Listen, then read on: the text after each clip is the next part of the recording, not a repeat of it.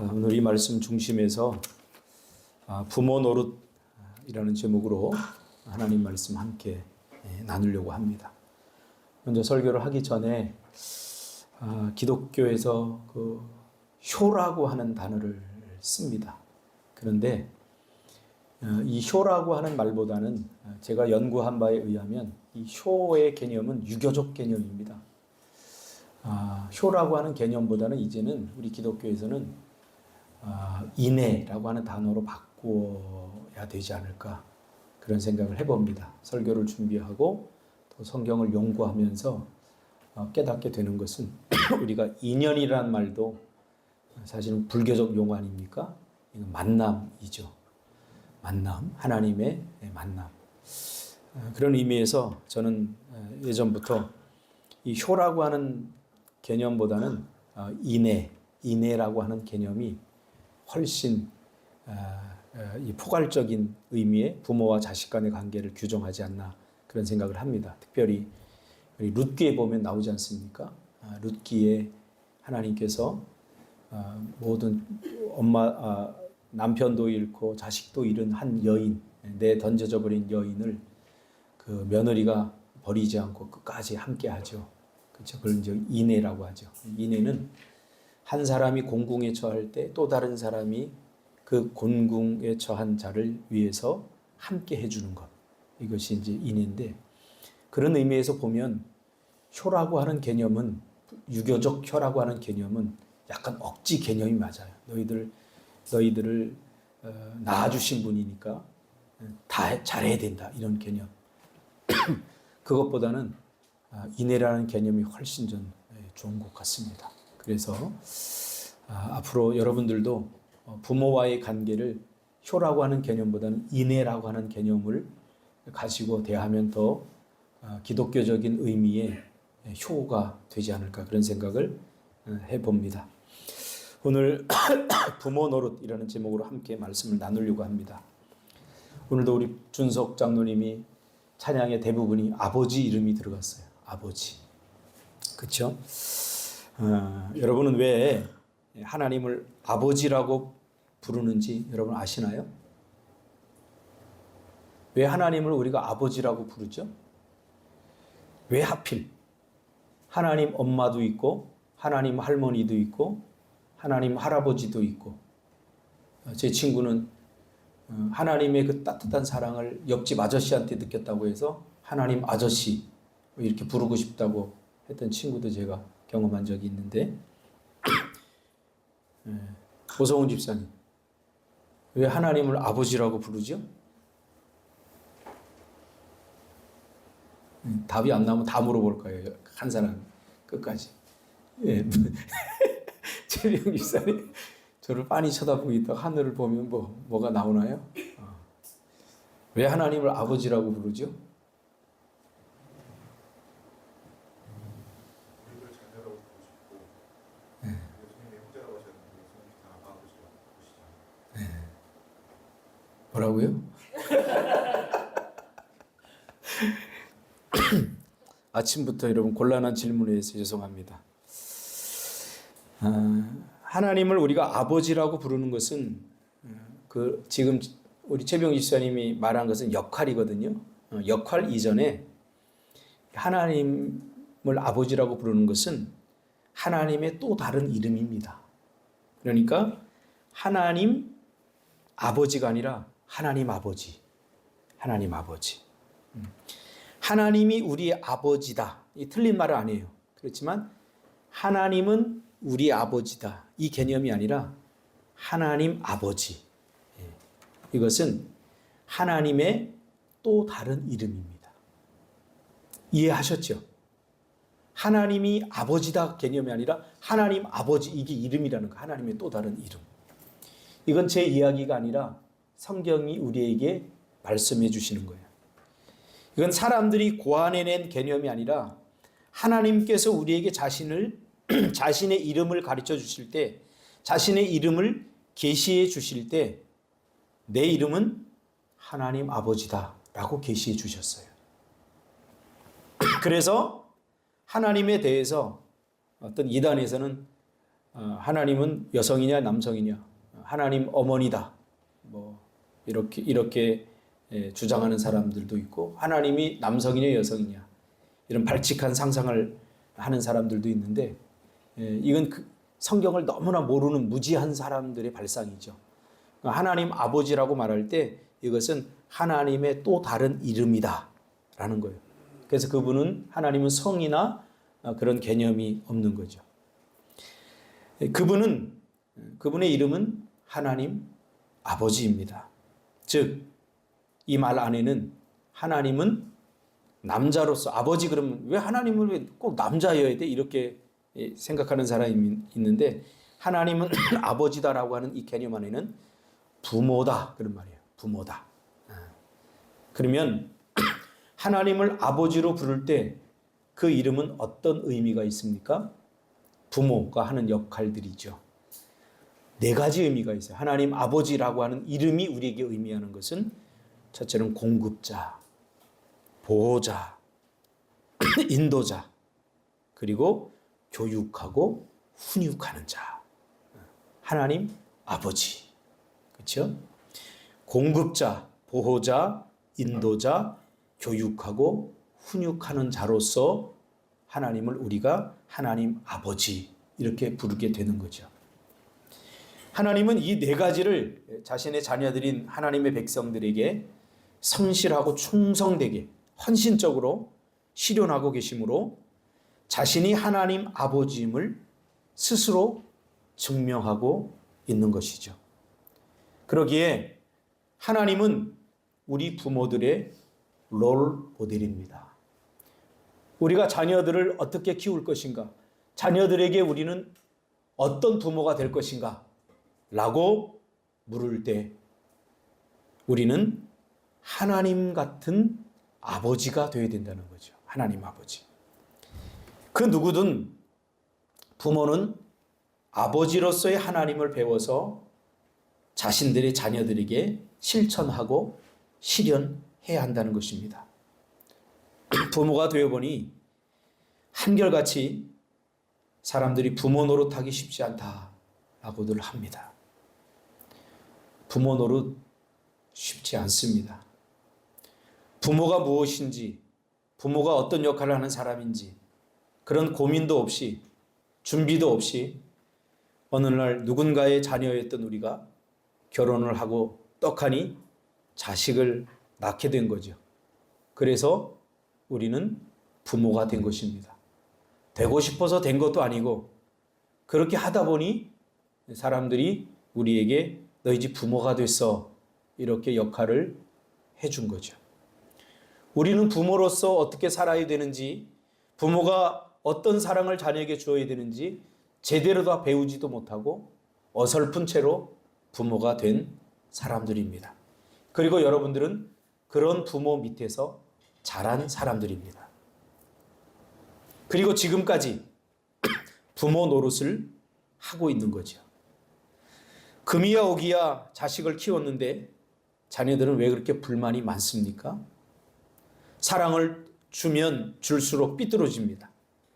사랑을 많이 주면 많이 주어서 불만이고, 적게 주면 적은 대로 불만입니다. 이게 부모의 딜레마이고 미숙하고 연약한 부모의 아픔입니다. 이제 어버이날을 맞아서 큰딸이 엄마 아빠 식사하라고 돈을 좀 붙여준 것 같아요. 그리고 하루가 지나서 어제 제가 좀 몸이 안 좋아서 누워있는데 문자 한 통이 딱 와요. 깨떡으로 3만 원 받으세요. 이렇게 왔어요. 보니까 우리 애담이가 아빠 필요한 거 사. 그리고 3만 원을 놨어요. 그 아이에겐 굉장히 큰 돈이죠. 근데 그게 저에겐 엄청 위로가 됐어요. 왜냐면 그 전날 우리 막내가 아빠 2만 원만 붙여줘 그랬거든요. 그래서 저는 이렇게 자녀들이 뭘 돈 달라고 하면 안 물어요. 어디에 쓸지 안 물어요. 그냥 필요한가 보다. 그리고 필요하니까 했지. 있으면 주고 없으면 못 줘. 아빠 없어. 이렇게 하는데, 그래서 아무 말 없이 2만 원을 붙여줬더니 뭐 이렇게 좋아하는 막 이렇게 이런 거 해서 보냈더라고요. 큰 딸도 내 자녀고 둘째 딸도 내 자녀고 셋째 딸도 내 자녀입니다. 그래서 좋습니다. 저는 막내는 막내 같은 행동을 해서 좋고 둘째는 둘째 같은 또 행동을 해서 좋고 첫째는 첫째 같은 행동을 해서 저는 좋습니다. 우리 자녀를 키우면서 저는 그런 생각을 합니다. 부모가 원하는 그런 자녀가 아니라 너희들이 원하는 그런 삶을 살았으면 좋겠다. 저는 그런 마음을 가지고 자녀들을 대합니다. 그럼에도 불구하고 저는 여전히 욕심이 많고 자녀들이 시행착오 없이 행복의 길로 직선 코스로 갔으면 좋겠다. 그런 생각이 앞설 때는 우리 자녀들에게 잔소리도 조금 하기도 하고 마음에 상처 주는 말을 하기도 하는 것 같습니다. 이것이 연약한 부모의 모습이고 아픔입니다. 부모의 헌신과 희생, 노력이 부족해서가 아니라 죄로 인해서 우리가 좋은 부모가 되고 싶지만 죄로 인해서 영적 균형이 깨어졌기 때문에 우리는 최선을 다하고 애쓰고 힘써서 자녀에게 모든 것을 다 주면서도 여전히 자녀들은 그 사랑을 온전히 느끼지 못하는 거죠. 사랑하는데 그 사랑을 어떻게 균형을 맞춰서 사용해서 자녀들을 양육해야 될지 모르게 된 것입니다. 죄로 인해서. 이것은 사랑의 왜곡 현상을 만들어내기도 하고 때로는 삐뚤어진 자식 사랑 혹은 자식을 자기 소유로 알고 지나치게 간섭한다거나 때로는 사랑을 가장한 학대 또한 무관심 등등 불합리한 일들이 자녀와 부모 사이에서 일어나기도 합니다. 그래서 나 자신을 돌아보더라도 이렇게 허물 많고 이렇게 연약한 내가 부모가 되었다는 것이 정말 큰 은혜이면서도 감사합니다. 부모 되는데 자격 시험이 없는 것이 정말 얼마나 감사한지 몰라요. 이게 하나님이 우리에게 주신 큰 은혜입니다. 제가 아는 어떤 집사님은 자녀들에게 지나치게 자녀들에게 허용적인 그런 여자 집사님이었어요. 교육은커녕 아이들이 좀 잘못하는데도 그냥 보면서 흐뭇하게 웃는 그 집사님을 보면서 저는 좀 이해가 안 됐어요.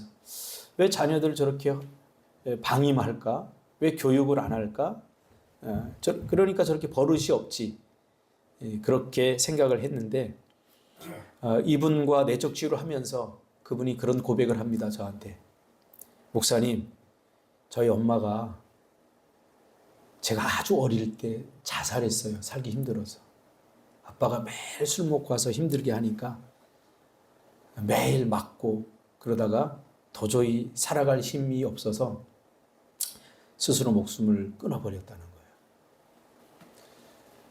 거예요. 그리고 아빠는 그 충격으로 멀리 어디 떠나가 살고 이 집사님은 거의 고아 아닌 고아가 되어 친척들을 전전하면서 살았다는 거죠. 그래서 자기가 자식을 낳고 보니 그렇게 이쁘더라는 거예요. 그래서 이 자식들이 엄마라고 부르는데 그게 너무 감격스럽고 감동스럽다는 거예요. 그래서 내가 쟤네들을 뭐 이렇게 잘 키울 용기도 없고 교육을 할 용기도 없는데 그 엄마 소리만 들으면 자기는 너무 행복하다는 거예요. 그래서 교육을 제대로 못했다는 거예요. 그래서 지금이라도 정신 차리고 저 아이들이 앞으로 엄마하고 평생 살 것도 아닌데 이제 사람들과 더불어 함께 살아야 되는데 좀 가르쳐야 되지 않겠느냐. 제가 그렇게 충고를 하면서 이제 교육을 하고 그런 걸 제가 지켜보았습니다. 인간이 부모가 된다는 것은 정말 기적입니다. 그리고 하나님의 큰 은혜입니다. 그리고 하나님의 감사입니다. 내가 엄마의 자격이 있어서 우리 자녀들이 엄마라고 부르는 것 아니고 내가 아빠의 자격이 있어서 아빠라고 부르는 거 아니에요. 이게 하나님의 은혜입니다. 저도 이제 아빠 없이 자라서 우리 애들이 나하고 아빠라고 부르면 가슴 한 곳이 뭔가가 굉장히 감동 같은 게 밀려와요. 아, 우리 예원이가 나한테 아빠라고 그러네. 예. 우리가 하나님이 될 수 없지만 그러나 자식에게만은 부모는 하나님 아닙니까?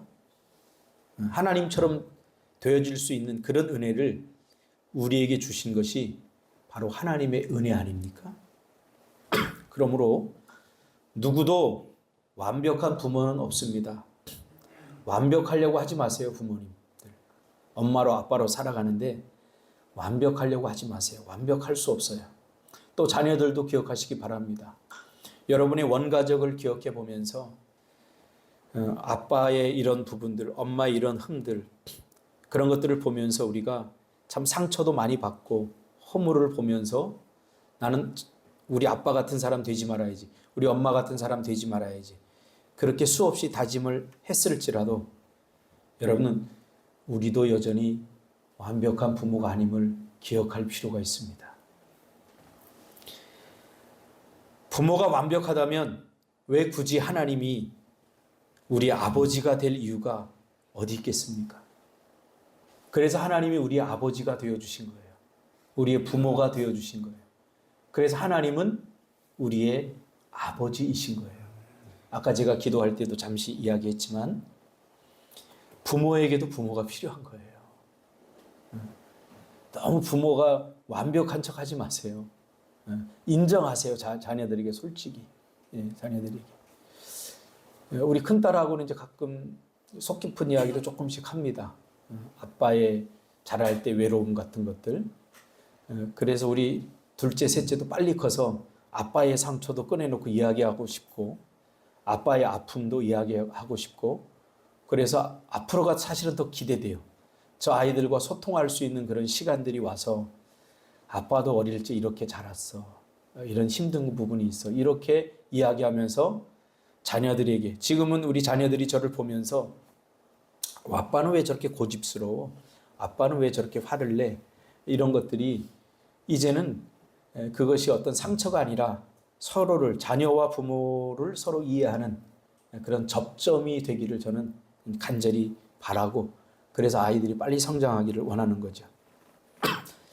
완벽한 부모는 없습니다. 인간 부모가 완벽하다면 하나님이 우리 아버지가 되어줄 이유가 하나도 없기 때문입니다. 그러므로 서로에게 결점이 있다는 것을 받아들이고 하고 싶은 말을 주고받으면서 서로에게 도움을 줄 수 있을 때 바람직한 관계가 만들어지는 것입니다. 얼마 전에 저희 애담이가 일본으로 유학 보내달라고 장문의 편지를 써서 제 마음을 섬뜩하게 했습니다. 일본은 물가도 비싸고 여러 가지 우리가 지금 작은 교회를 하고 그래서 보내줄 처지가 아닌데 이제 보내달라고 하니 탁 드는 생각이 아빠가 이렇게 좀 아빠 나 유학 보내줘 그러면 탁 보내주기도 하고 그런 아빠가 되었으면 좋겠는데 쉽게 보내주지 않을 것을 알기에 편지가 길어졌던 것 같습니다. 그래서 빽빽한 글씨로 3장의 그 종이에 꽉 채워서 저한테 편지를 주면서 아빠가 제가 그랬죠. 좀 생각을 해볼게. 그 다음 날 예담이가 아빠 생각해봤어? 이렇게 그런 시간이 빨리 올 줄 몰랐어요. 이렇게 그래서 아니 뭐 이렇게 생각을 빨리 하냐? 기도도 좀 해야 되고 하나님께 물어보기도 하고. 그 다음 날 또 아빠 생각해봤어? 이제 급한 거예요. 3번을 연거푸 붙더니 좀 시간을 달라고 나한테 그러더니 시간이 지나면서 이제 아빠 생각해봤어? 이렇게 안 물어보는 거예요. 그래서 시간이 좀 지난 다음에 한 달 정도 지난 다음에 애담이한테 얘기를 했어요. 아빠도 너무 보내주고 싶은데 우리 집 경제적 사정도 있고 참 아빠가 네가 원하는 거 다 해주고 싶은데 이게 아빠의 한계다. 그러니 참 미안하다. 그러나 유학은 내가 여러 가지 못 보내주는 대신 그러니까 그 편지에다 뭐라고 썼냐면요. 우리 집이 혹시 경제적으로 지원을 못 해주면 내가 거기 가서 알바라도 하고 접시라도 닦아서 내가 해줄 테니 제발 보내주기만 해달라 이렇게 이제 한 거예요. 그래서 이 아이가 또 부모의 마음을 이렇게 헤아리기도 하는구나 그러면서 정 안 되면 네가 대학 시험을 보고 1년 정도는 내가 어떻게든 너를 일본에 보내줄 테니까 한번 그렇게 해봐라. 일단 네가 최선을 다해서 여기서 할 수 있는 것 해보고 그렇게 하는 게 좋을 것 같다. 이게 아빠의 마음이다 라고 했더니 이미 그 전에 3번 만에 얘는 결단을 내린 것 같아요. 이거 안 되는구나. 그럼 아빠 알았어. 나 진작 포기했어. 그러더라고요. 그럼 나한테 좀 진작 미리 이야기를 해주지. 나는 그걸 한 달 내내 기도하고 고민하면서 고민했거든. 이게 부모의 심정이에요. 다 주고 싶지만 때로는 다 준다고 생각하지만 이렇게 부모도 사실은 어설퍼요. 어설퍼요. 그래서 혹시 부모에게 좀 서운한 마음들이 있다면 이 자격이 안 되는데 자격이 됐으니 얼마나 어설프고 흠도 많고 그러겠습니까?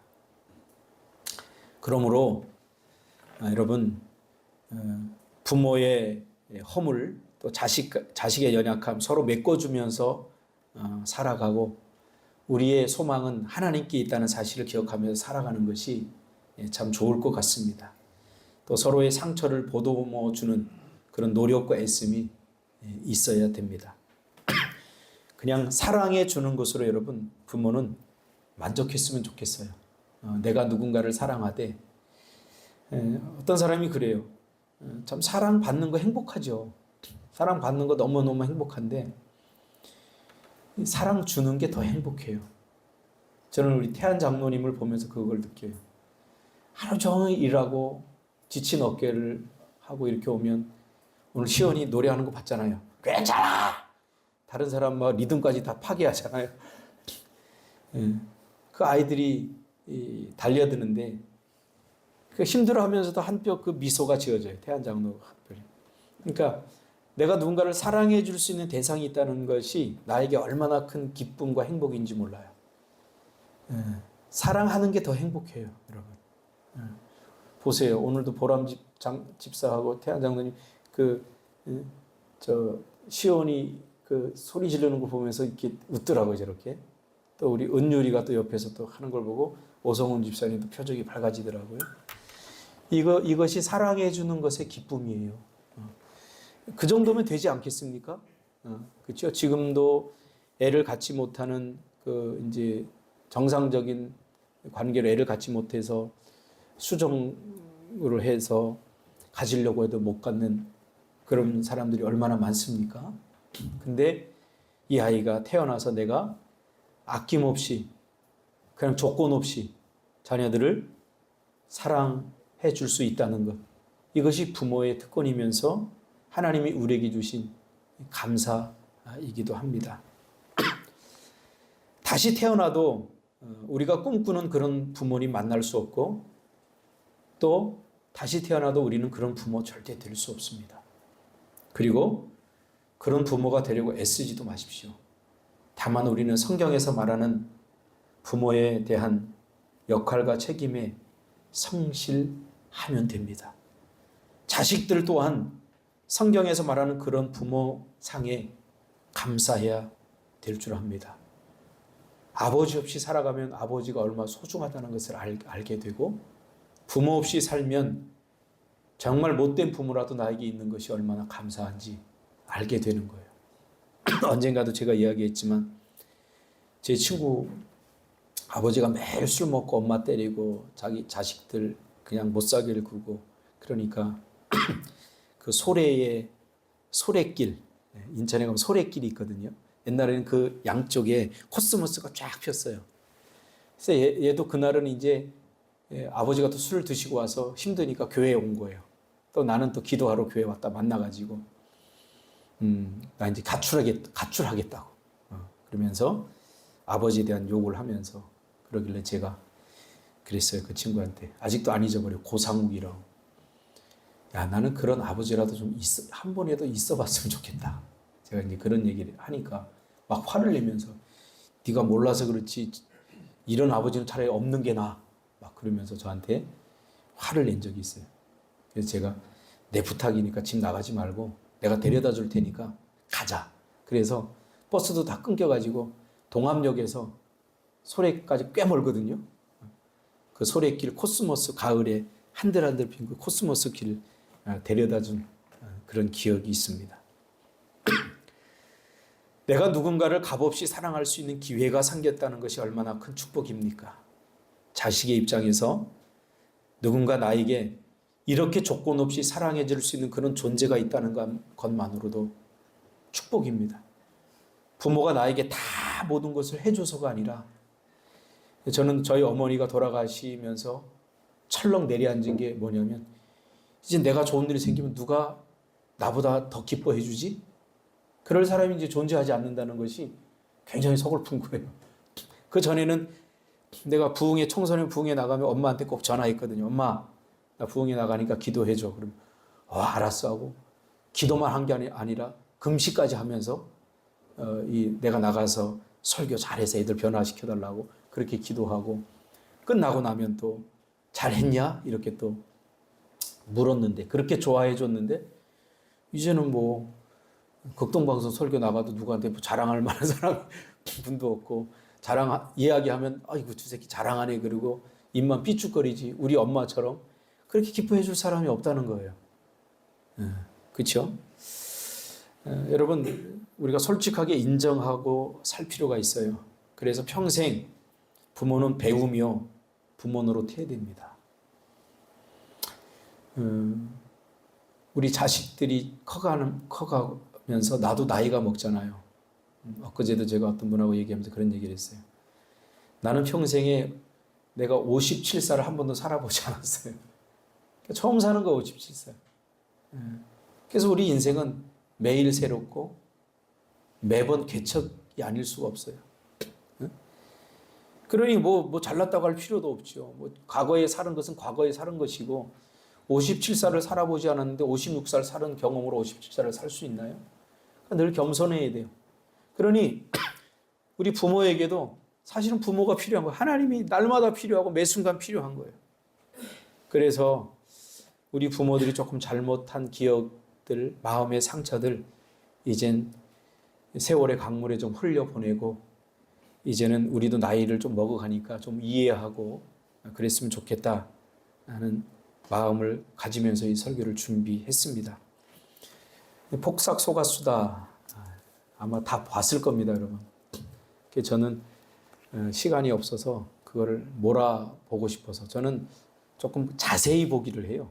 그래서 거기에 나온 대사들도 기억하고 싶고 그래서 돌려봐야 되고 다시 그렇게 영화를 보고 그렇게 봐요. 그래서 영화 한 편을 보면 상당히 오래 걸려요. 그리고 영화를 한 번으로 끝낸 적이 없어요.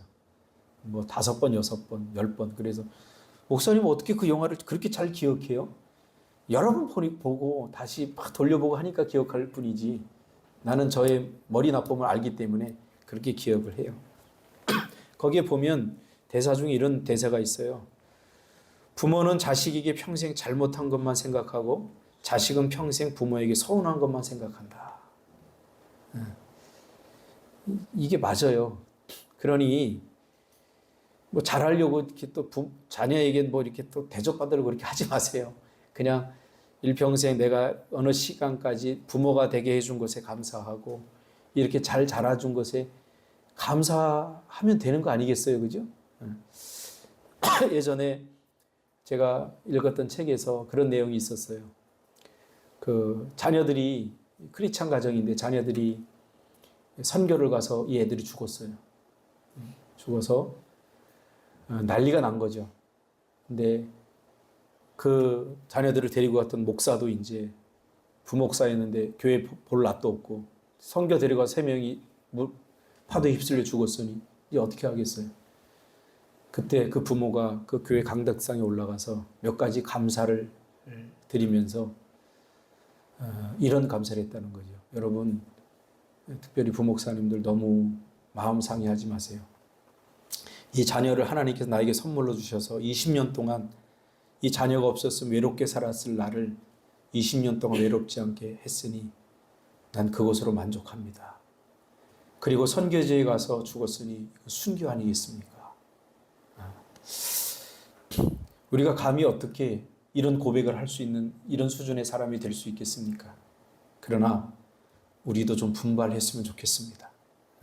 우리 교회의 수준이 숫자 늘어나서 큰 교회가 아니라 이렇게 멋진 고백을 할 수 있는, 감히 다른 사람이 할 수 없는 고백을 할 수 있는 신앙, 믿음을 가진 사람들이 우리 교회에서 양육되었으면 하는 것이 저의 간절한 바람입니다. 그러니 서로 용서하면서 살았으면 좋겠습니다. 세상에서 가장 큰 사랑은 용서라고 합니다. 성경에서 부모와 자식 간을 가장 잘 말한 것이 저는 마태복음에 나와 있는 악한 자라도 자식에게 좋은 것을 줄 알거든 이라는 예수님의 표현인 것 같습니다. 그렇습니다. 악한 자라도 자기 자식에게는 좋은 것을 주려고 합니다. 그러나 그 악한 자는 상처가 너무 많아서 이게 제대로 자식에게 가지 않죠. 왜곡된 사랑으로, 삐뚤어진 사랑으로 가게 되죠. 그래서 자식들에게 아픔을 주고 상처를 주기도 하죠. 그러므로 여러분, 부모 노릇 쉽지 않습니다. 하나님을 보면서, 우리의 참 부모이신 하나님을 보면서 부모의 모습을 그려나가고 닮아가시기를 바랍니다. 그리고 이 부모 노릇은 우리가 이 땅에 살아가는 날까지만 제한적으로 우리에게 주신 은혜입니다. 그리고 고난입니다. 그러므로 평생 자식인 사람 없고 평생 부모인 사람 없습니다. 그러니 나 같은 사람이 부모가 되고 나 같은 사람이 자식이 된다고 생각하고 서로 이해하고 공감하고 아껴주고 사랑하면서 살기를 바라는 것이 하나님의 마음임을 잊지 않았으면 좋겠습니다. 잘하려고 하지 말고 좋은 부모 되려고 하지 말고 성실한 부모가 되시기를 바랍니다. 나태주 시인의 부모 노릇이라는 시로 설교를 마무리하려고 합니다. 부모 노릇, 나태주. 처음 해보는 부모 노릇, 처음 해보는 아이 노릇.